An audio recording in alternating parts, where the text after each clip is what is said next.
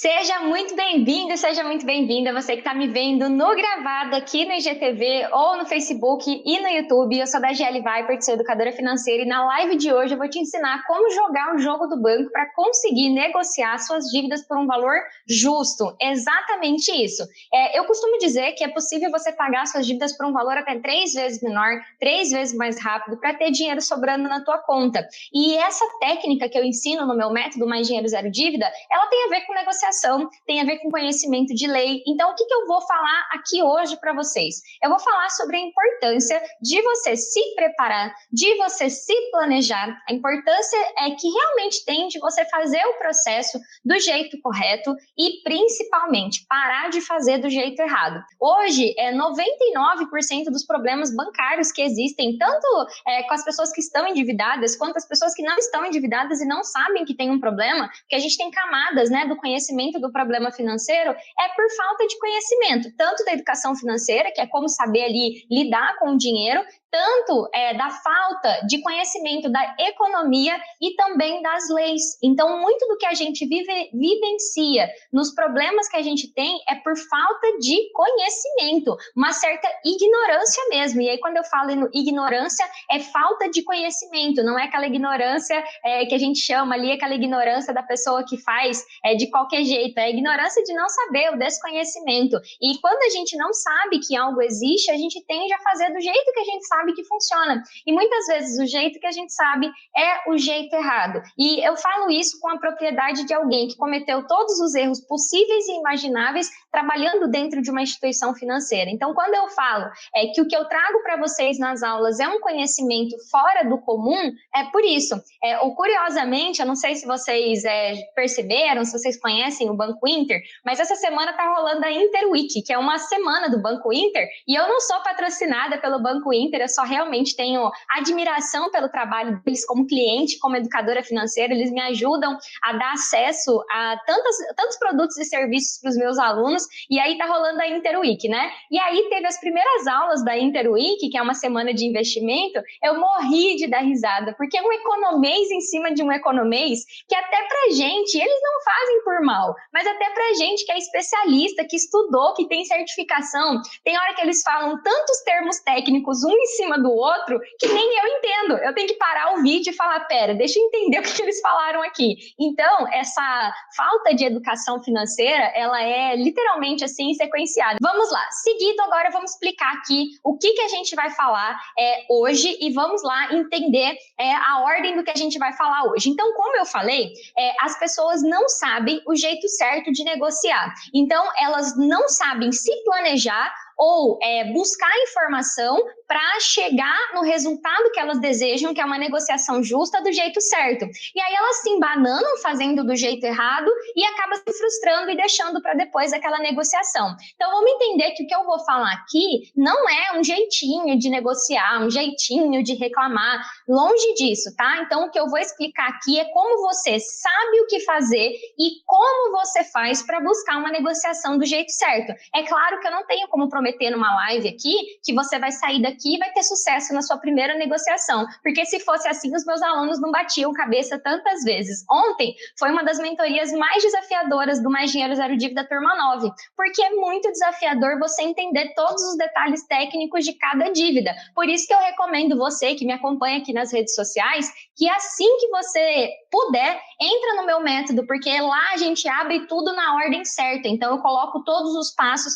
na ordem que tem que ser executados para você ter sucesso numa negociação. Hoje eu vou trazer uma parte de um dos passos do meu método para você, que é a preparação aí para encarar uma negociação. Então vamos lá, vamos à parte teórica primeiro, tá? Galera, eu não tenho como explicar nada para vocês sem teorizar primeiro o que a gente vai falar. Então eu tenho um hábito, quem me acompanha há mais tempo talvez sabe desse hábito que eu tenho, de sempre pesquisar as palavras no dicionário. Eu acredito que a palavra do dicionário, ela faz a gente ficar na mesma página. Então, o jeito que o dicionário explica faz com que a gente entenda sem aquela perturbação de eu acho que é isso e você acha que é aquilo. Então, o dicionário diz o quê? Vamos entender primeiro o princípio da palavra negociação. Vou ler para vocês, tá? Então, negociação significa o seguinte: entendimento sobre tema polêmico ou controverso.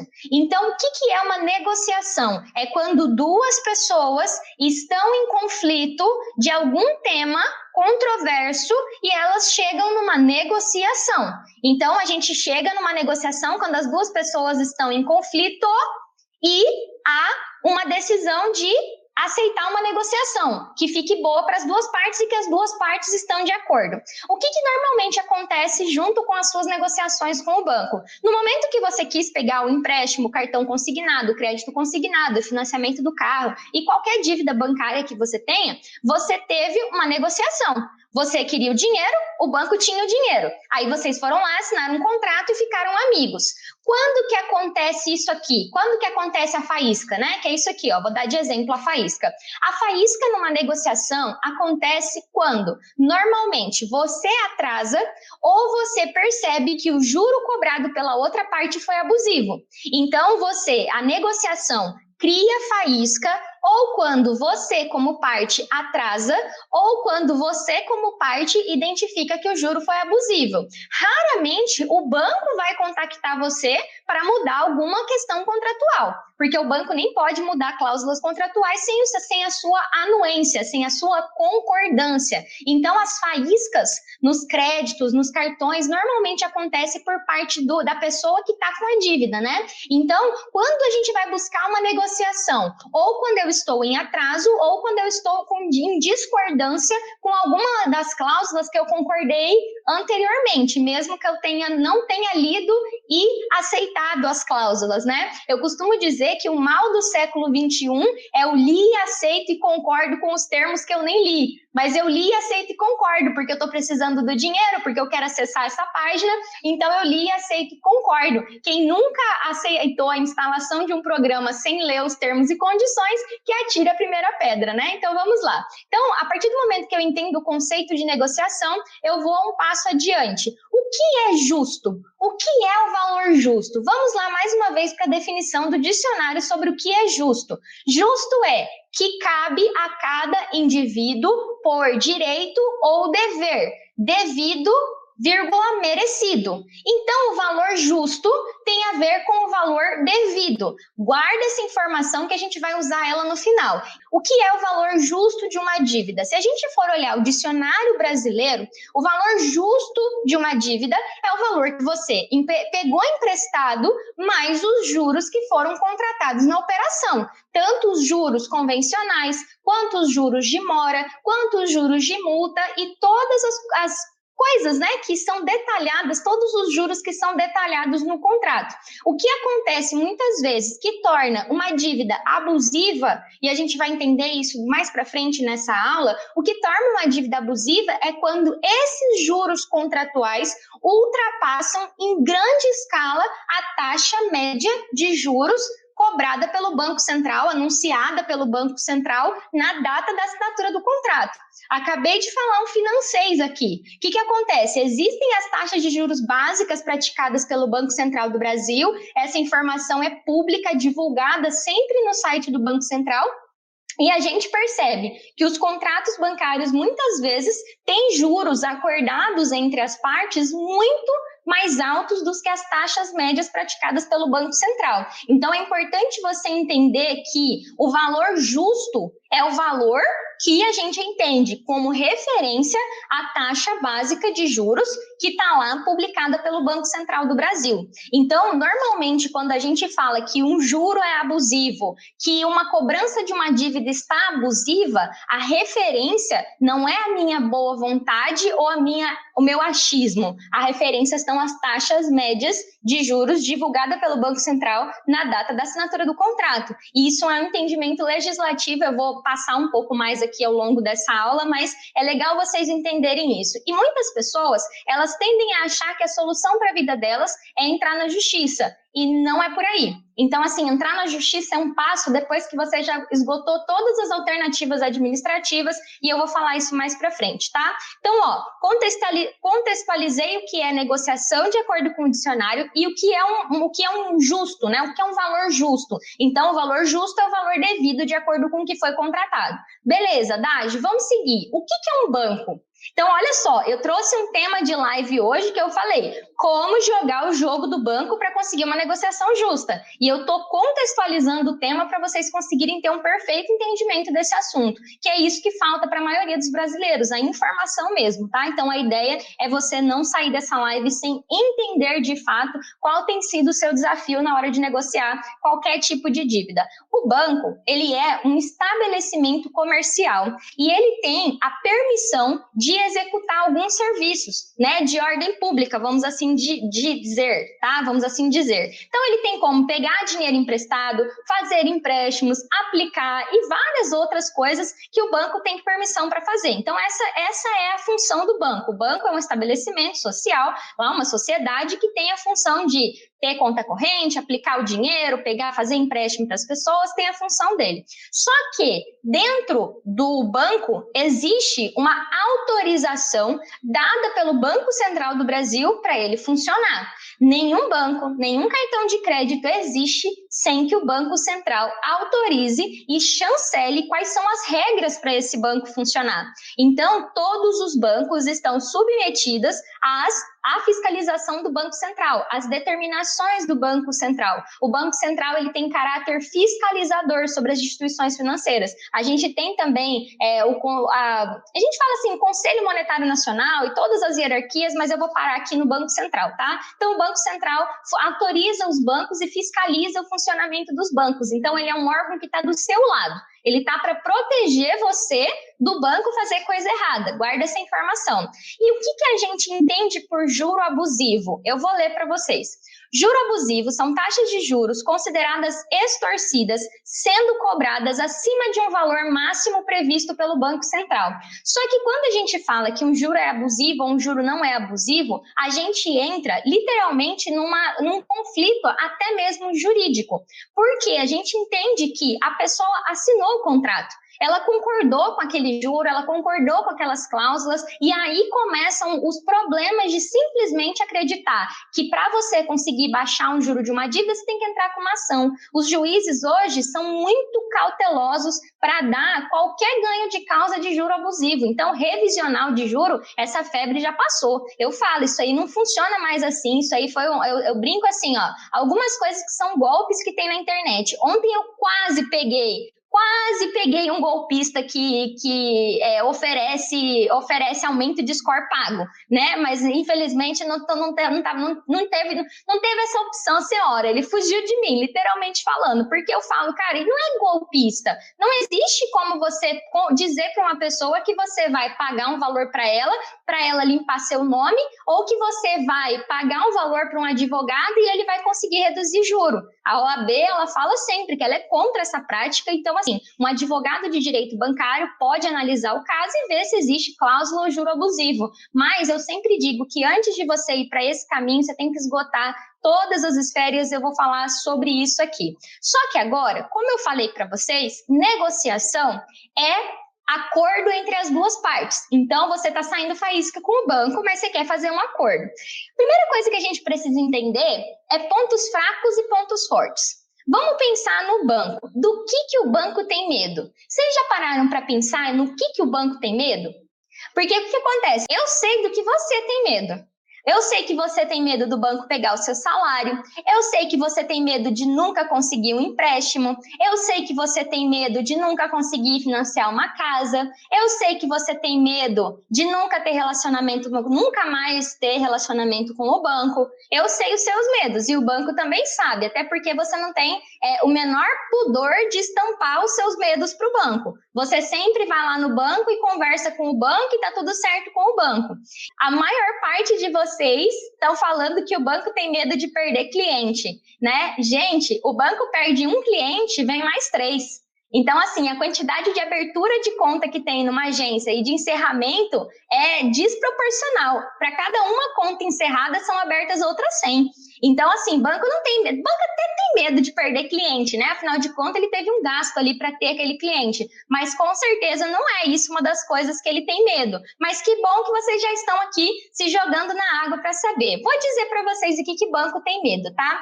Galera, o banco é fiscalizado pelo Banco Central. A primeira coisa que um banco tem medo é de ser penalizado pelo Banco Central. Porque no nível da gravidade, né, do Banco Central, penalizar esse banco pode ser muito grave. E hoje, para evitar que os bancos fiquem cometendo cagadas, literalmente falando com os clientes, todos os bancos mesmo, eles têm, vamos quase dizer assim, restrições para as agências. Então, todas as vezes que você faz um Bacen, você vai receber, muito provavelmente, uma reclamação do seu gerente, do gerente da agência. Por quê? Porque eles têm medo do Banco Central. Mas vocês acham que eles têm medo do Banco Central e que é isso que eles mais temem?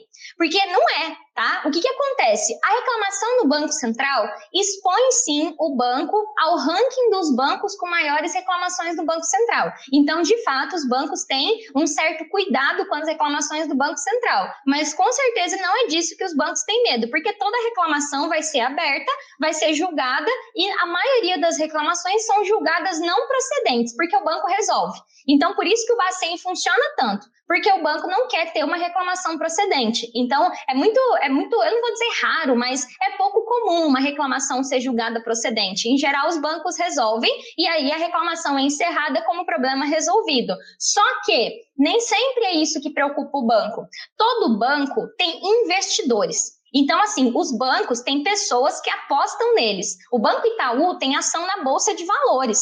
O Banco Santander, o Banco do Brasil, o Banco Bradesco, os bancões, né? Eles estão preocupados com a sua visão perante o mercado, em como eles são vistos pelo mercado financeiro. Então, um banco que tem inadimplência muito grande, ou seja, que as pessoas tomam dinheiro emprestado e não pagam, expõe o banco a uma má administração. Então, quando um banco tem um grau de inadimplência muito alto, a foto dele é negativa. Perante o mercado, ele é visto como um banco que não sabe emprestar dinheiro ou que não tem controles efetivos para conceder crédito. Então, algo que a gente vê muito é que as empresas pequenas, elas têm, às vezes, as fintechs, as empresas menores, é muito mais fácil de aprovar um crédito do que num bancão, porque o bancão se preocupa com a inadimplência. Então, outro medo que o banco tem é você ficar inadimplente. Então, quem respondeu aí a inadimplência e Bacen são duas coisas que o banco teme, tá? Mas isso não significa que o banco vai... Eu ia falar uma coisa muito feia aqui, eu tô melhorando a coisa de falar palavrão. Isso não significa que o banco vai ser gentil todas as vezes que você falar que você não vai pagar a dívida ou que você vai fazer um Bacen. Mas é importante você entender essas duas fragilidades que tem no banco. Outra coisa que os bancos têm medo é Procon, tá? Procon também, porque reclamação procedente no Procon também é um grande problema. Os bancos têm medo de processo judicial? Não necessariamente, porque quando uma pessoa entra com uma ação contra o banco, já nem é tratado mais em nível de agência. Existe um escritório de cobrança específico que cuida desses processos judiciais. Então, você achar que você vai processar o banco e vai resolver seus problemas, o banco já tem uma equipe de advogado lá, terceirizado, especializado nesse tipo de causa. Então, nunca a justiça é o melhor caminho. Eu sempre falo, não é nunca, né? Nunca é uma palavra muito forte, vou corrigir minha fala.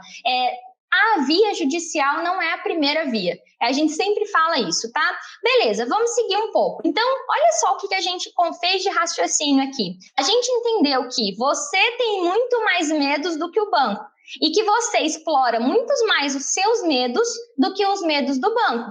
Como que a gente se protege com relação ao seu medo? O seu medo a gente protege com conhecimento. Então, quanto mais você conhecer sobre score de crédito, sobre como funciona uma negociação, se existe a bendita da lista lá das pessoas que nunca mais vão poder fazer empréstimo, então, vou falar disso mais para frente, mas o seu medo a gente resolve com informação técnica, informação prática a respeito de como funciona crédito no Brasil e como são as leis. Beleza, como é que a gente usa a fraqueza do banco ao seu favor? Então, a partir do momento que você entende, tá? A partir do momento que você consegue entender que o banco tem medo de não receber, que o banco tem medo de ter Bacen, né? Você já começa a ter 2 passinhos na frente. E o medo de não receber no banco não é o medo de não receber daqui 60 dias, é da dívida ficar vencida por muito tempo, porque só depois de 6 meses o Banco Central tem lá o registro das operações vencidas. Beleza, agora vamos entender um passo mais à frente, né? Como é que eu utilizo a fraqueza do banco ao meu favor? Como eu falei, usar o Bacen a seu favor é uma alternativa, mas não adianta você escrever qualquer coisa lá, você tem que saber o que você vai pedir, por isso que você precisa se informar.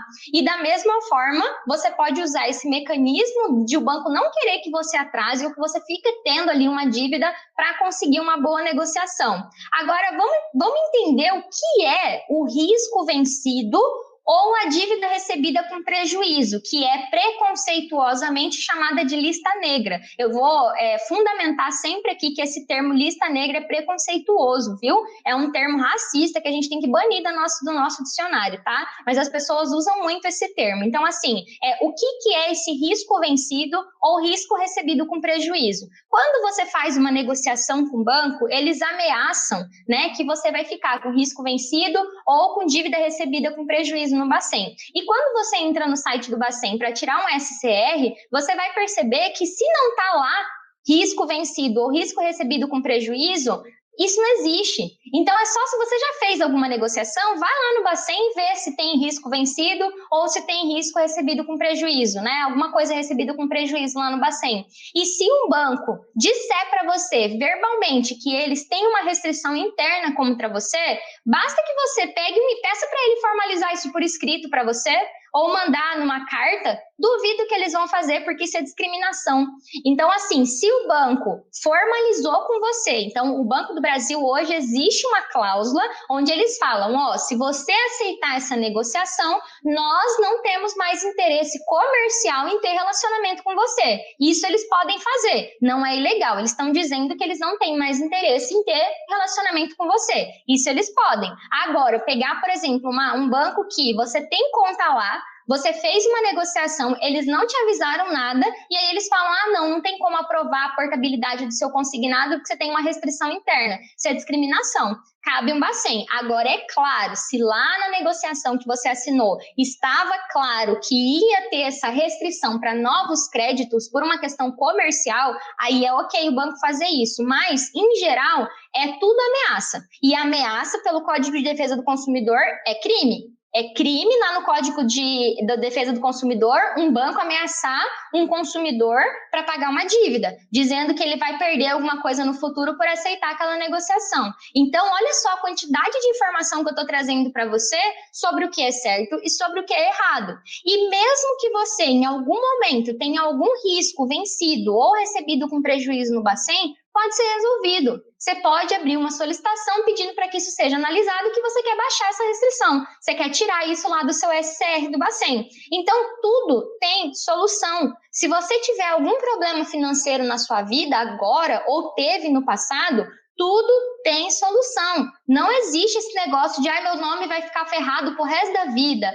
Eu nunca vou conseguir um crédito. E eu nem tô falando aqui sobre deixar de pagar dívida. Eu tô falando até mesmo de fazer acordos com bancos, tá? Acordos com taxas baixas, acordos com redução de juros, né? Ou redução de parcela, ou até mesmo redução do valor que tá aquela bola de neve da dívida. Então, é importante vocês entenderem isso, que você precisa utilizar as forças que você tem e proteger as fraquezas que você tem e, principalmente, pegar os pontos fracos que o banco tem, já que todo o resto são forças que ele tem contra você, e ir de encontro para uma negociação justa. E isso não é ser desonesto. Isso é você saber que existe um contrato, que existe um órgão fiscalizador e que tem como buscar uma negociação justa. E eu sei que muito do que eu falei aqui ainda é um pouco financeiro, por isso que eu comecei brincando, falando lá do Banco Inter, porque a gente tem esses termos que são termos que não tem outra palavra, literalmente falando. O que eu vou fazendo é explicando para vocês de uma forma mais simples aí o que é isso que eu tô falando, tá?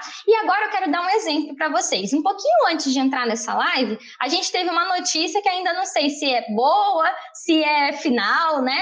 Que foi uma decisão positiva com relação a um cartão consignado, né? Que o banco foi lá e liquidou a dívida, porque a dívida foi considerada, vamos dizer assim, não vou dizer ilegal, mas abusiva, tá? Vou colocar aqui essa palavra abusiva, né? Um cartão consignado que já debitava ali da folha há muito tempo, foi liquidado e até vão devolver dinheiro para a pessoa. E aí eu acho muito legal porque ao mesmo tempo que isso foi julgado errado, o outro foi julgado que a pessoa tinha que pagar mesmo. Por quê? Foi um caso que a pessoa foi direto para a justiça e inclusive provavelmente vai dar algum probleminha aí essa ação que deu improcedente, porque quando você entra na justiça e você perde, tem as causas, tem os custos judiciais ali, se não for justiça gratuita, tem custo ali envolvido. Então, o que é importante você saber?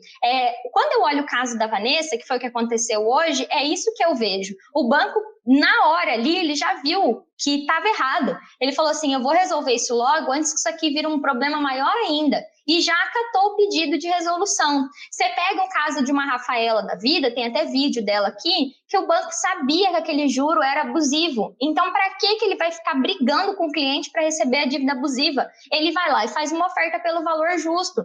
Você pega o caso da Andressa, que tinha um cheque especial absurdo. Eles sabem que a pessoa não tem que ficar pagando com aquele cheque especial. Então, a partir do momento que você se posiciona, você consegue se livrar da dívida e pagar ela por um valor justo. Então, é importante eu trazer esses exemplos para vocês, porque na teoria parece que é tudo lindo, mas na prática tem muito trabalho envolvido, muito passo a passo que tem que ser aplicado para que o seu direito seja respeitado, principalmente. E o banco não vai respeitar de bom grado, não. Dá trabalho, eu sempre falo isso para as pessoas. Então, talvez você que está me escutando agora, você pode pensar assim, Dagi, eu já tentei de tudo e não consegui.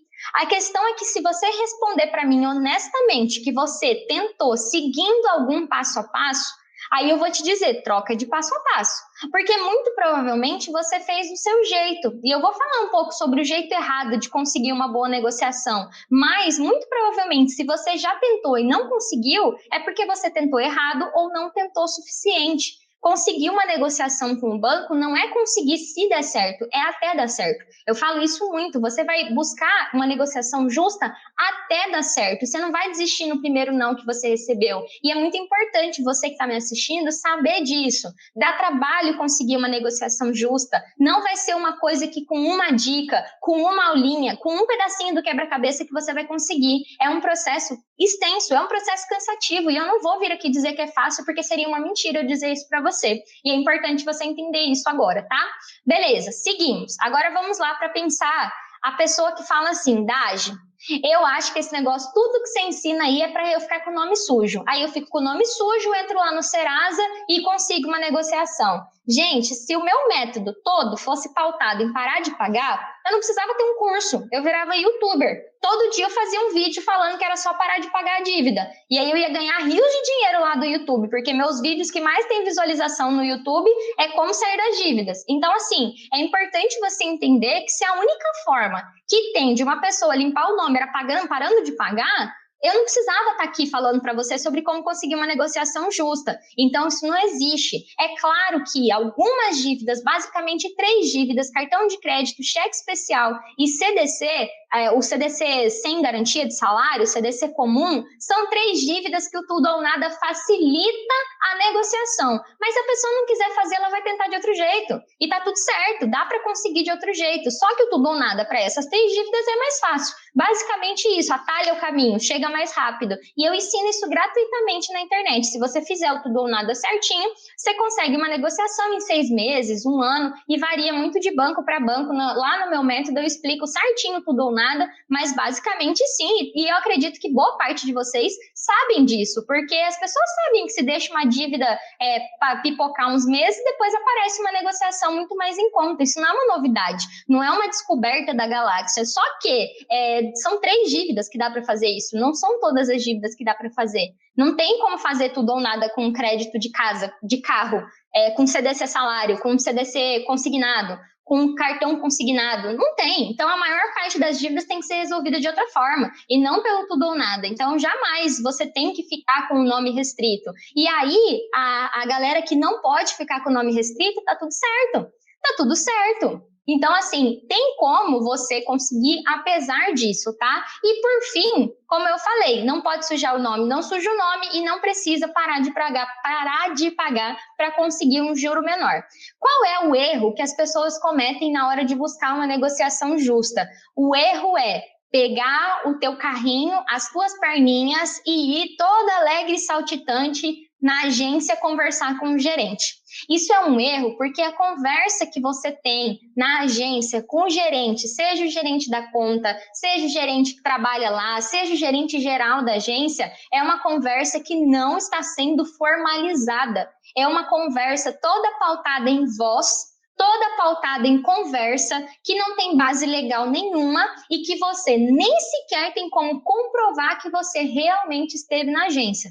Para conseguir comprovar que você esteve na agência, vai ter que você pedir um protocolo de atendimento ou pegar a filmagem da câmera. E se vocês soubessem o trabalho que dá conseguir a filmagem de uma agência bancária, vocês não iam querer se expor a esse erro. Então, para você conseguir uma negociação justa, não adianta você, por mais que seja com a melhor das boas intenções, pegar o seu carrinho ou pegar o seu pezinho, sua mãozinha e ir lá conversar na agência. E na agência pode ser uma demonstração de que você está querendo negociar de forma amigável, mas vocês já conhecem o meu meme, né? Normalmente, quando você vai ao banco, ou vocês, mesmo que você esteja com a dívida em dia ou com a dívida atrasada, você vai ouvir um não está tendo essa opção, senhora. E não é por culpa do gerente que trabalha lá, é porque a agência tem um nível de capacidade de negociação muito baixa. O banco não deixa os poderes todos liberados para uma agência bancária. Então, os níveis de aprovação de negociações são escaláveis. Então, você ir na agência, você está falando com a pessoa que tem menos poder de tomar decisão. É como se eu chegasse tem o pai, a mãe e o filho. É como se eu chegasse para o filho pedindo permissão para ele dormir fora de casa. Quem autoriza é os pais, não é o filho. Então, a agência tem um poder de decisão baixo, fora que tem os níveis de alçada. Um gerente tem um nível de taxa que ele consegue aprovar e assim sucessivamente. Então, é um erro você ir direto no banco para conseguir uma negociação justa. Você até pode ir para mostrar o seu bom grato ali com aquelas pessoas da agência, que são pessoas que trabalham, que merecem respeito, que não são pessoas ruins de coração, eu já trabalhei lá, mas que estão lá a serviço do banco. As pessoas do banco não trabalham para você, elas trabalham para o banco. Então é importante você ter essa clareza de que não é porque eles são sacanas, porque eles não respeitam você, porque eles querem o seu mal. Não, são porque eles são funcionários e eles têm limitação para agir. Beleza, entendi isso. Agora vamos seguir. Agora o jeito certo. Vamos lá pensar como eu faço na prática e eu vou dar uma dica para vocês no final também. É importante você entender que para você conseguir uma negociação justa, você precisa registrar os seus pedidos nas esferas administrativas. Então, o que acontece? O pedido que você vai fazer de uma negociação, de uma revisão de taxa, sempre vai ter que ser considerando as taxas médias praticadas pelo Banco Central do Brasil. Então, com base nisso, a gente tem níveis hierárquicos, tá? Eu vou fazer de baixo para cima. O primeiro nível de solicitação é o saque do banco, o 0800, aquele serviço de atendimento ao consumidor. Depois do saque, a gente tem a ouvidoria. Depois da ouvidoria, a gente tem o Bacen. Depois do Bacen, a gente tem o Procon. E depois do Procon, a gente tem o juizado especial ou a justiça comum mesmo, tá?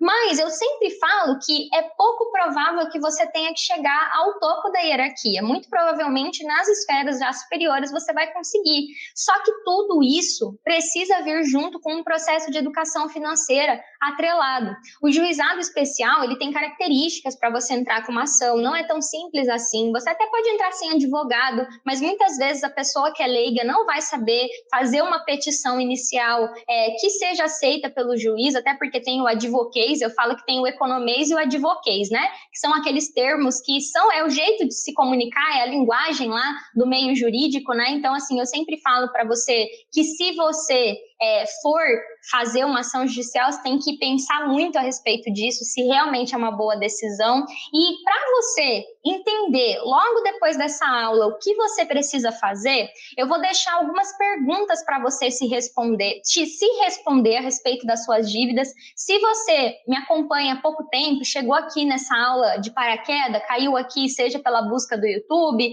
ou do IGTV, ou porque alguém compartilhou essa live com você, todo final de aula eu trago um passo para você conseguir colocar em prática já. E eu sempre falo nas minhas aulas de 2 documentos oficiais que toda dívida tem, que é um contrato contrato, ninguém tem cartão, ninguém tem conta, ninguém tem um contrato de empréstimo sem ter contrato. Tá? Existe um contrato, mesmo que for eletrônico, ele existe.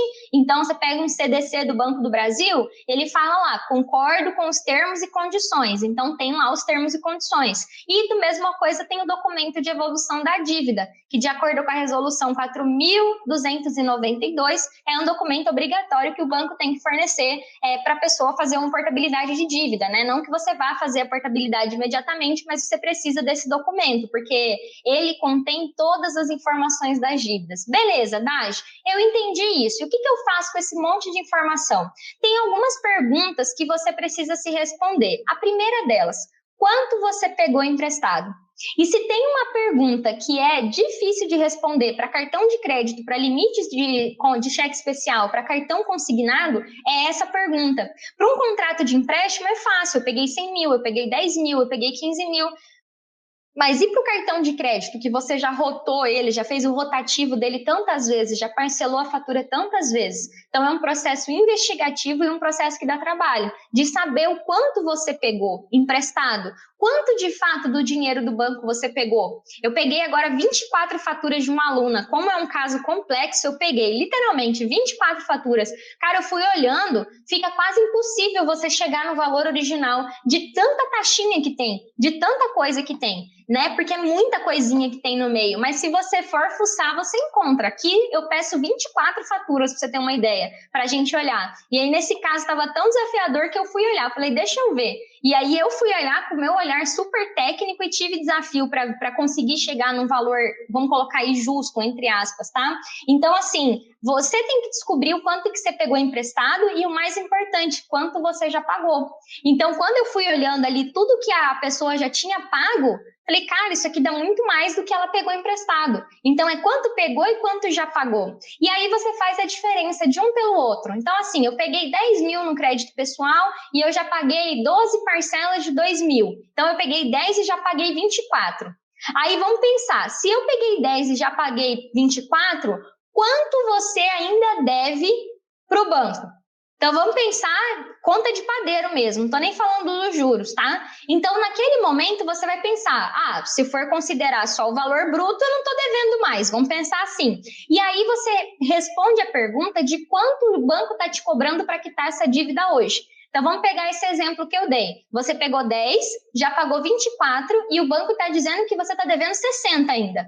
Então, olha como que essa diferença está abusiva. Como é que uma pessoa pegou 10, já pagou 24 e ainda está devendo 60? E isso, galera, é a minha vida, todos os dias. Todos os dias eu recebo mensagem de aluno que me manda planilha de dívida e é isso, ele pegou 20, já pagou 30 e está devendo 60. Aí eu falo assim, meu Deus, essa conta não fecha, não tem. Aí entra o conceito que eu falei no começo da aula, que olhando essa diferença entre o que você pegou, entre o que você já pagou, você vai ter que se fazer a seguinte pergunta, esse valor é abusivo? E aí, quando a gente volta lá no que eu falei no começo da aula, o que é uma taxa de juro abusiva? É a que excede a taxa média divulgada pelo Banco Central no momento da assinatura do contrato. E aí nós temos um problema nesse país que é a falta de clareza nas legislações, né? Se fosse reformar todas as leis do nosso país, a gente passaria uma década só reescrevendo as leis, que são extremamente ambíguas de interpretação. Cabe uma interpretação muito ampla nesse caso. E aí, quando eu falo que conseguir uma negociação justa com o banco exige conhecimento, exige informação, exige mão na massa, existe um processo, não é com uma diquinha, não é com uma aulinha, e sim com um puta comprometimento em mudar de vida, as pessoas acham que eu estou exagerando. E eu quero ler uma frase para vocês que eu escrevi para a aula de hoje. Eu escrevi essa frase porque quando eu preparei a aula, eu falei assim, essa frase resume tudo que eu vou falar aqui. A cobrança abusiva de juro por parte dos bancos, tá? Escuta só, a cobrança abusiva de juro por parte dos bancos sempre foi, e sempre será atrelada à falta de instrução, educação financeira, econômica e legal do brasileiro. Então, o quanto mais você souber sobre educação financeira, sobre a economia do Brasil e sobre as leis, mais dinheiro você vai recuperar e mais dinheiro você vai deixar de pagar para os bancos. Então, é importante você entender isso. Literalmente falando, a Sayara está perguntando, isso funciona para cartão consignado? Com certeza. Cartão consignado está entre as dívidas mais abusivas que eu já conheci. Não era muito comum esse tal desse cartão consignado na minha época de banco. Eu não sei de quando que foi a resolução que permitiu os cartões consignados, mas isso foi uma coisa que eu me deparei no meu primeiro ano como consultora financeira. Eu lembro que eu demorei uns 2 meses para entender a dinâmica do cartão consignado. Eu peguei um caso muito cabeludo e aí eu falei assim, cara, isso aqui não existia na minha época. E aí eu tive que me aprofundar nisso e hoje é uma das coisas que eu falo para os meus alunos, cara, agiota e cartão consignado, tá entre as dívidas que tem que matar primeiro. Porque o agiota é uma dívida grave, né? E o cartão consignado é uma dívida cara. Então, assim, o resumo dessa live tá nesse passo final que eu dei para vocês. Quanto você pegou do banco? Quanto você já pagou? Qual que é a diferença entre o que você pegou e o que você já pagou? Quanto que o banco diz que você ainda está devendo? E essa diferença entre o que você realmente deve e o que o banco está cobrando está abusiva? Se sim, você tem que seguir todos os passos que eu falei na aula. Então é isso, vamos encerrar por aqui. Espero que a aula de hoje tenha ajudado vocês a entender que para negociar com o banco, você vai ter que jogar as regras dele, você vai ter que entender quais são os pontos fracos, quais são os pontos fortes do banco, qual é a base legal que ele está te cobrando, um juro desse que ele está te cobrando, porque ele não está fazendo isso de louco, porque você assinou o contrato, então existe uma permissão ali para ele fazer aquela cobrança e você também precisa saber que o seu direito começa quando acaba o direito do banco. Então, da mesma forma que você não está certo de atrasar, você também não está certo o banco se aproveitar do seu atraso e cobrar juros abusivos, porque em 99 mil resoluções aí, o banco já disse que você não precisa pagar, o banco não, né? As resoluções já dizem que você não deve pagar juros considerados abusivos. E se tem uma coisa que existe no nosso país, são juros abusivos. E um pouquinho por dia, eu espero conseguir mostrar isso para vocês, que vocês estão querendo ficar amigo, vocês estão querendo manter relação, vocês estão preocupados com o nome de vocês, mas estão nem um pouco preocupados com vocês mesmos. Com quanto vocês têm sofrido e se desgastado pagando juros abusivos. Quantos sonhos vocês têm deixado para depois, quantos passeios vocês têm deixado de proporcionar para os filhos de vocês, para vocês mesmos. Quantas coisas legais vocês estão deixando de fazer. Vocês alegam, quando eu abro o meu curso, vocês falam que não tem dinheiro para fazer o meu curso. Quantas parcelas de R$ 125 vocês não jogam fora pagando juro abusivo para o banco? Então, acho que fica um convite bem grande para você começar a entender até quando você vai ficar nessa posição, até quando você vai manter esse tipo de relacionamento, que na minha visão é um relacionamento abusivo. Então, de fato, espero conseguir contribuir um pouquinho aí para a educação financeira de vocês. Então, tchauzinho, beijo para vocês.